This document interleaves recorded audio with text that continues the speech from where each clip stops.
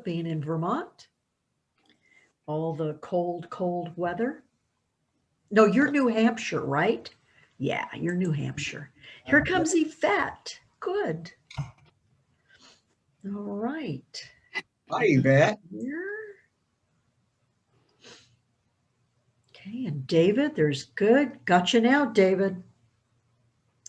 All right. Here comes Connie.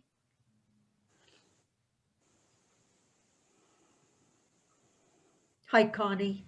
Hi, Connie. There's Adair. Hi, Adair. There's he. Hi, Dawn. Hi, DB.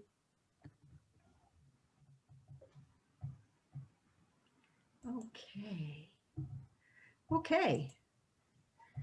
So we're looking good here. It is 5 up straight up. We're a minute after. All right. You want to go for it, Fred? Yeah, I'd like to welcome everybody on behalf of Gregory and Lori. We're glad you're here. We're looking forward to the rest of our series for the winter, and Greg and Lori are going to tell you a little bit about what we're going to plan. We're planning for the spring, but tonight we're going to be talking about apathy. And I mentioned that last week, and I hope you've all read a whole bunch about apathy and are just really ready to roll on what apathy is all about. I'm going to give you a dictionary definition of apathy. It's a lack of feeling or emotion, a lack of interest or concern. And like you to, and I think we'll go to the general meeting room for this and see what you're thinking about it. I'd like to see if you can come up with a synonym for apathy, and just kind of what's on your mind. What word would come to mind when somebody is talking about apathy? Go ahead and unmute yourselves if you'd like to pop in. Janice? I think of disinterest. Okay. Of disinterest? Interested. Okay. Growing up, yeah, the joke was always I was torn between apathy and indifference. Yeah. Apathy is essentially not caring, not being affected by. Okay. All right. What else? Anybody else? Connie? Yeah, I think that there also is the detachment. Okay, good. Okay. I think it's without feeling. Dawn? Dawn? Oh, uncaring? Uncaring, okay. All right. What about denial? Any others? I see denial as kind of coming in there too. Okay, good. Okay. Fred, I just got here. Can you repeat the question? Yeah, what we're talking about right now, Carol, is I defined apathy as a lack of feeling or emotion, a lack of interest or concern. And then I asked everybody to come up with a word that would, other than apathy, what is that would define apathy in your mind? Somebody said that they're just filled with apathy today, or they're apathetic. What comes to mind? Bobby. Yes. You showed up, Bobby, as saying something, and we're just checking to make sure you. Excuse me, I turned off. I was going in the other room for a little tech support for my husband. Okay, that's fine. So. Okay. Unconcerned might be one too that would come to mind, and passivity, passive. I'm passive, and detachment. And I can't remember if dispassion was mentioned by somebody, and also disregard. So those are words that might be synonyms for the word apathy. And I'm wondering how would you apply the definition of apathy, just plain apathy, to white apathy? How would you broaden that? Fred, how would you define white apathy? Well, let's have somebody define white apathy. Can you think of how would you define that, Robert? I was thinking it had to do with dehumanizing. Okay. Because once you, it's like the jokes that they were tell. In Germany, I guess they told jokes about the Jews to dehumanize them, so you didn't have to treat them as humans anymore, and that was a method of apathy, I thought. Okay. Anybody else? Yeah, Fred, Mark? I would think of it as a lack of engagement with racial issues, which really fits with the root of the word. I mean, etymologically, apathy is from the French, apathy, i.e., and it's a compound word, a meaning without, and pathos meaning suffering. So without suffering, a lack of identification or regard for the feelings of others. Okay. All right. Good. Okay. Would white supremacy or white nationalism kind of be a feature of white apathy? Galen, do you see with the word white apathy, do you see any, just those two words, do you see any aggression in there? Well, apathy is a form of aggression, at least in the context of family. I used to teach parenting, and being apathetic is really a form of abuse or aggression towards your children. So from my perspective, I do see apathy because it's a choice, and it's like silent violence. So I'm not normally, I think, do you think of aggression when you think of apathy, but where I'm coming from, it's somewhat relevant. Okay, good. Rich? Thank you, Galen. Rich? Yes, I would say just non-interest. I go back to I guess my upbringing with the blacks that I went to school with and played college ball and college, high school, took showers with them. I was just kind of, I think of white supremacy, I was just kind of disinterested, not concerned, although that word was not even used then in the 1950s. It's a new word today for me. So I don't see the aggression in there that had been mentioned just a few minutes ago. I don't get that, I guess. Okay. So I'll have to clarify me on the aggression. Well, Robert? Maybe David has. There's an instance of a police officer putting a black 9-year-old in the back of a car, and then she wouldn't shut up, so he maced her. So treating her as a non-child and as a grown-up, a 9-year-old black girl, that is apathy, in my opinion, as they've already in their minds made her a non-human or a grown-up or something. Okay. All right. Adair, and then David. I would see it as going about my white business at my white church, in my white classes, my white neighborhood, and not being aware of or paying any attention to what is going on in the other neighborhoods in my city or my country, or just going about my own business and not paying attention to the trials and tribulations of the people of other, it could be economic levels, it could be race, it could be religious preference, whatever. It's just being stuck in my own little white world. Okay, thank you, Adair. David?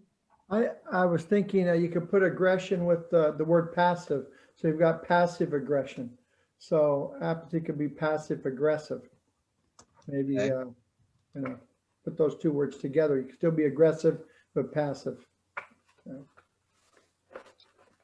Let's just, let me give you an example to maybe we can talk about for a second before we're going to go to a breakout room shortly. But okay, I used to be in the legislature, and so we campaigned, and as I campaigned, people would ask me about questions about all sorts of things. But what would you think if somebody asked me a question when I was running about poverty? We had Native American, the Klamath Indians were in my district, and if they talked about the poverty in the Klamath community, and I said I was apathetic about it, how would you interpret that if you're sitting as a voter in a town hall meeting and your state representative or your state senator says that they're apathetic about something like that? I'd say unconcerned, uncaring. Okay. Does it apply to me? That's what was that last part? Maybe it doesn't really apply to me. Okay. Okay. Rich? Rich, I would say the same thing, but I would be, actually, I would be a little upset. Because you're disinterested, and I think it would be a concern to me. Okay. Would you Out call of that? touch. What? Out of touch. Okay. Would you call that aggression? Not necessarily. It could be. It could be a passive aggressive. Jackie? I think that what I'm hearing is kind of a nice way to get around the fact that it's the American way to be indifferent towards anyone who is not in the majority. And yeah, and so, I mean, we can make it sound like, oh, it's, aggression and all of that, but it kind of gives folks who don't classify or categorize themselves as aggressive a pass, because indifference is dangerous. But if you, so yeah, there was I would assume you may, I won't make that take that away. There's a show called Blackish that comes on, I guess it's ABC, one of those things, but it's a regular network program. And the last 2 episodes was talking about the white ally and the one person who became woke, as you would say, and he was challenged to consider sending his children to a public school. And the person was, all aggressive and ready to do everything he could. But when it came to do something to him, doing something personally that would impact his family, his life, he backed up. And that to me is the American way. Okay. Thank you, Jackie. Thank you very much. Let me ask you another word here, and then we're going to go to breakout. What does neutral mean to you? And I hear that quite a lot. Dawn. Dawn or Gail, I'm not sure. Well, I think of status quo. Okay. All right. Fred, Carol, and Neil would like to pop in. Good. Okay. Carol? Back on the question about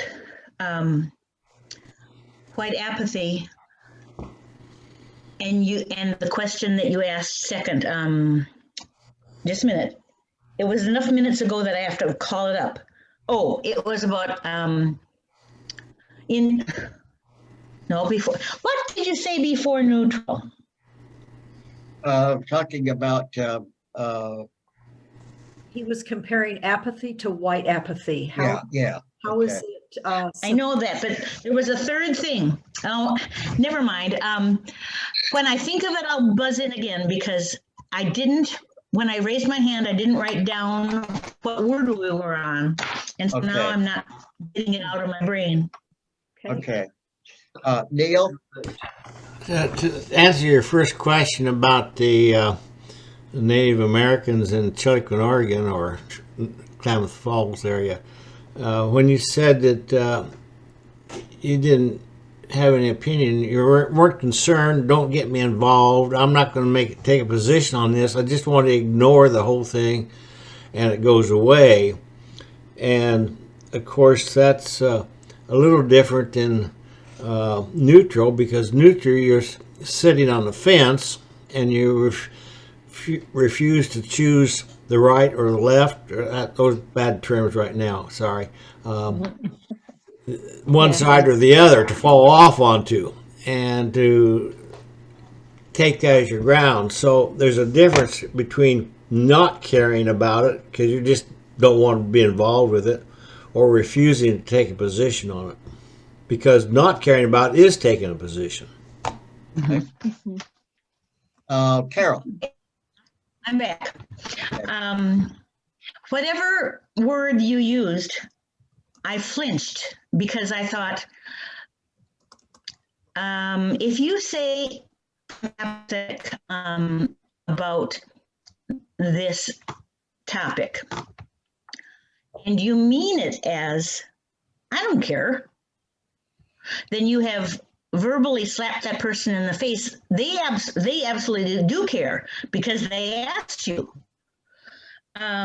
If you say, I'm not sure, tell me what you're thinking. Or if you say, I'm still learning about that. What are your thoughts? You can be neutral on something because you really don't care. You can be neutral on something because you're still learning. But to tell a voter, I'm apathetic on that, is really rude. Really is, and I can tell you this, Carol, my constituents would not have accepted that as an answer. I want to now go to a breakout room, and I'm going to read 3 questions. And Lori, maybe you can get these in the so they can refer to them. The first one is, what in your life are you neutral about? What are you neutral about? Is that neutrality hurtful, as far as you can see? And have you been neutral about family issues? Okay. So what is your life? What in your life are you neutral about? Is that neutrality hurtful? And have you been neutral about family issues? So that's the first question. wow. Second one, does neutral mean I do not care? Are there things in your makeup that compel you to be neutral? Are there things in your life that do not allow you to be neutral? So you see where we're heading. The third question is to compare apathy and neutrality. Okay. Close. Anybody want those repeated? Okay, we're going to go to breakout rooms for 10 minutes. Hold on, I'll repeat it. And then we're going to come back for a general discussion and hear what happened in your small groups. Here are the questions. What in your life are you neutral about? Is that neutrality that you have hurtful? Have you been neutral about family issues? That's the first piece. Second piece is, does neutral mean you don't care? Are there things about you that compel you to be neutral?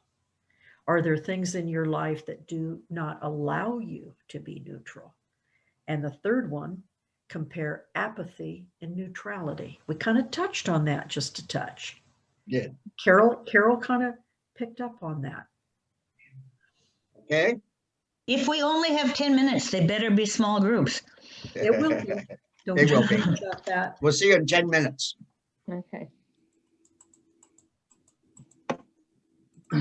Well, she will dump us in there. We're in room 1. Join.